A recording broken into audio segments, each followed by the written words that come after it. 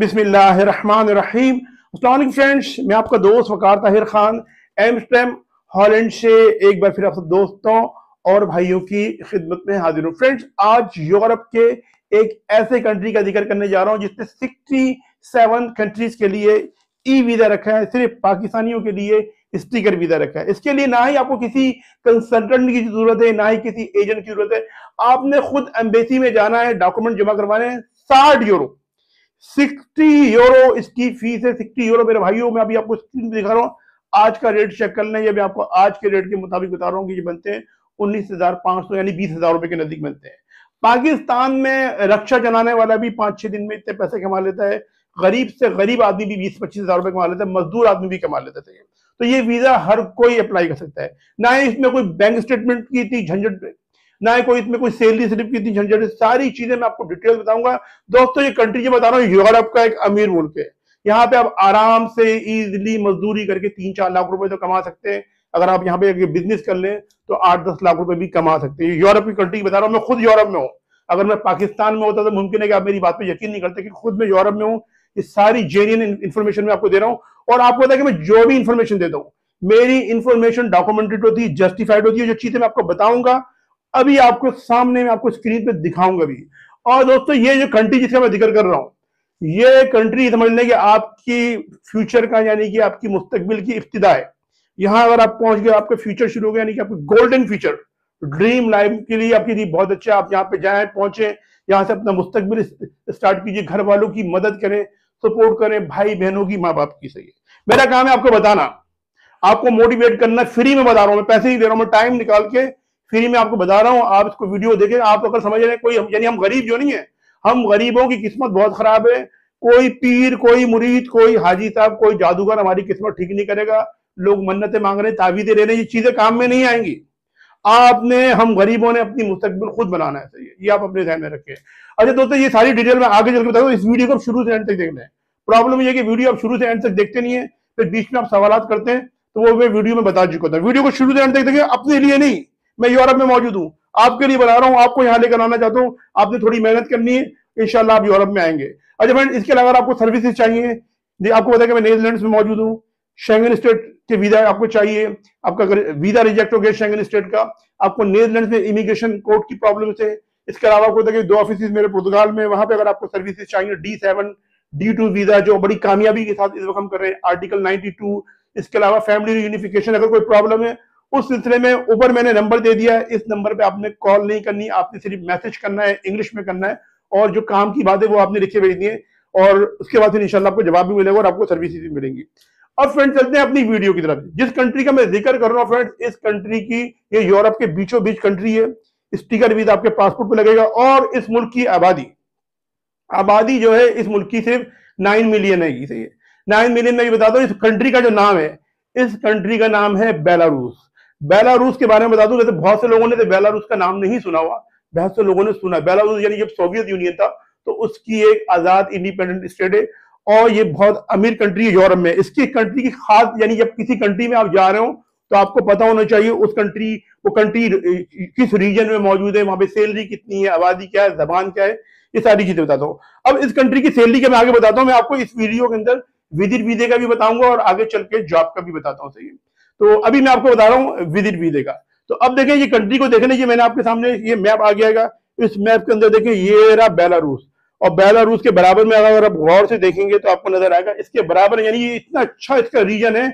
और यहाँ पे एक बड़ी जबरदस्त चीज मैं बताने जा रहा हूँ। बेलारूस के बराबर में आपको जो कंट्री नजर आ रहा है दोस्तों, ये यूक्रेन नजर आ रहा है। यूक्रेन को तो हटाने यहाँ पे हो रही जंग।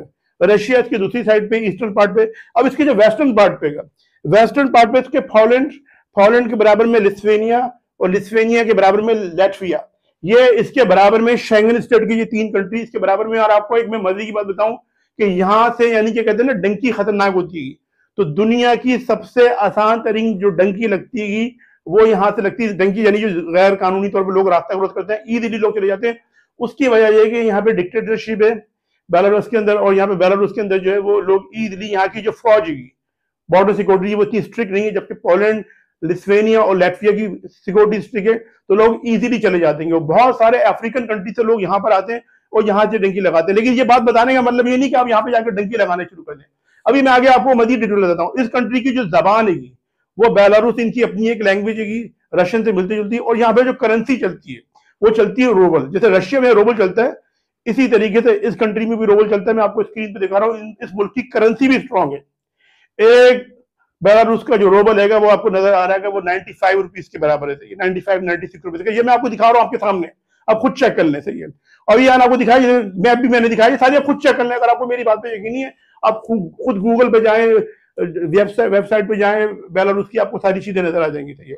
अब वीजा अप्लाई करने के हवाले से बता रहा हूँ। अब यहाँ पे जो सैलरी है, यहाँ पे यानी कि जो गड्ढे खोदने वाला नहीं दोस्तों, जो गड्ढे यानी कम से कम जो गवर्नमेंट ने सैलरी रखी है वो 726 बेलारूस रूबल रखी है। 726 बेलारूस रूबल। ये देखिए मैं आपको स्कीम दिखा रहा हूँ, 70-71 हजार रुपए बनते हैं। अब आप सोच रहे हैं वकार भाई ये तो 70-71 हजार बता रहे हैं, आप बता रहे हैं कि 3-4 लाख रुपए कमा लेंगे। और भाई ये कम से कम है। अगर आप मैकेनिक हैं, आप इलेक्ट्रिशियन है, टेक्नीशियन है, अकाउंटेंट है, कंप्यूटर प्रोग्रामर है, तो आपकी सैलरी ज्यादा है, ये कम से कम है। इसके अलावा दोस्तों ये मैंने आपको सैलरी भी दिखा दी है, दिखा रहा हूं मैं आपको, खुद देखना है आपने। ठीक है, मैं मुंह जबानी जमा खर्च नहीं करता हूँ, आपको डॉक्यूमेंटेड चीज आपको दिखा रहा हूँ सारी चीजें। अब यहाँ पर जाने के लिए आपने वीजा अप्लाई करना है, डॉक्यूमेंट्स क्या क्या चाहिए वो मैं बता देता हूँ। इसके लिए आपको डॉक्यूमेंट चाहिए, आपको चाहिए आपको एक ट्रेवल इंश्योरेंस बनवाएं। किसी भी अच्छी वेबसाइट पे चले जाएं या किसी भी अच्छे ट्रेवल इंश्योरेंस वाले पे चले, 40-50 यूरो की जरिए बेहतरीन, तभी काम नहीं करना आपने, बेहतरीन कंफर्म इंश्योरेंस बनवाएं, कंफर्म होटल की बुकिंग बनाएं, लगाएं, आप कंफर्म पेड बुकिंग लगा दें। इसके अलावा आपने एक अटेंडरी प्लान बनाना है। आपने बताना है कि बेलारूस जा रहे हो, बेलारूस का जो कैपिटल सिटी है वो है मिन्स्क, और ये कंट्री बहुत खूबसूरत है, नेचुरल ब्यूटी बहुत है यहाँ पे। ठीक है। तो आपने एक प्लान बनाना है कि आप बेलारूस जा रहे हैं, तो किन किन जगहों को किस किस तरीके से विजिट करेंगे, वो आपने step by step day by day वो बनानी है। इसके अलावा आपने बेलारूस के अंदर जो है वो आपने बैंक स्टेटमेंट लगाना है, इसमें कम से कम 10 लाख रुपए तक आप रखें, ताकि आप वीजा ऑफिसर को बता सकें भाई आपके इतना फंड मौजूद है कि आप बेलारूस जा रहे हैं। सही है। लेकिन सैलरी स्लिप आपके पास नहीं है, कोई प्रॉब्लम नहीं है, टैक्स नहीं है, बैंक स्टेटमेंट आपने लगाना है, वो भी चल जाएगा आपका। ये मैंने आपको बता दिया। इसके अलावा ये सारी चीजें मैंने बताई है। फीस जो है इसकी 60 यूरो है, 60 यूरो है, जो मैंने बताया कि 19,5-20 हजार रुपए बनते हैं, वो इसकी फीस है। आपने इसका फॉर्म इतना आपने इसका डाउनलोड करना है। डाउनलोड करने के बाद इसको फिलअप करना है अच्छे तरीके से, अपना नाम, अपनी date of birth, passport number, अपना एड्रेस, सब चीजें लिखने के बाद आपने जाना है इस्लामाबाद में सेक्टर एफ के अंदर जो है इसकी एम्बेसी है, वहां पे आपने अपॉइंटमेंट देके जाना है। फोन करें, अपॉइंटमेंट लें, वहां जाएं, वहां पे जाएंगे कॉन्सुलर सेक्शन में, वीजा ऑफिसर आपसे कुछ सवाल जवाब पूछेगा, उसके बाद वो आपको देगा वॉचर। वो वॉचर लेके जाना है इस्लामाबाद में हबीब बैंक की ब्रांच है अपारा मार्केट में। अपारा मार्केट में वहां पे ब्रांच है, वहां पे जाके ये वॉचर आप जमा करवाएं 60 यूरो का, और वो लाके आप वीजा ऑफिसर को दोबारा दे दीजिए। उसके बाद आपको 1 से 2 हफ्ते में इंशाल्लाह से जवाब आ जाएगा। ये मैंने आपको बता दिया विजिट वीजे का। ट्राई आपने करनी है, मैंने आपको बता दिया 70 से 60 यूरो दोस्तों कुछ भी नहीं है। आप पान गुटखा मावा खाने में खर्च कर देते हैं, तो ये इस पे लगा ले आपसे। ये इसके अलावा मैं बता रहा हूँ जॉब की भी देगी, जॉब आपने किस तरीके से लेनी है। जॉब के लिए मैं इस वीडियो को डिस्क्रिप्शन में कुछ आपको वेबसाइट दे दूंगा, जॉब पोर्टल। आप वहां पे जाइए, अपनी रिक्वायरमेंट फिल कीजिए, वहां पे अपना सीवी लगाइए, भेजिए। वहां से जब रिप्लाई आएगा तो आपको जब वो जॉब कॉन्ट्रैक्ट की डील हो जाए, यानी फाइनल जॉब कॉन्ट्रैक्ट की डील हो जाए, ऑफर हो जाए, वो ऑफर लेके बिल्कुल उसी तरीके से जितना विजिट वीजा अप्लाई करने गए थे, बिल्कुल उसी तरीके से आपने तमाम तरह डॉक्यूमेंट लेके जाना है एम्बेसी के अंदर, वहां पे जमा करवाना। तो 1 से 2 हफ्ते में आपको विजिट वीजा भी, वर्क वीजा भी मिल जाएगा। तो मैंने आपको जॉब के बारे में भी बता दिया और विजिट के बारे में बता दिया। मेरा काम था आपको बताना, फ्री में मैंने आपको देखे सारी चीजें बता दी हैं।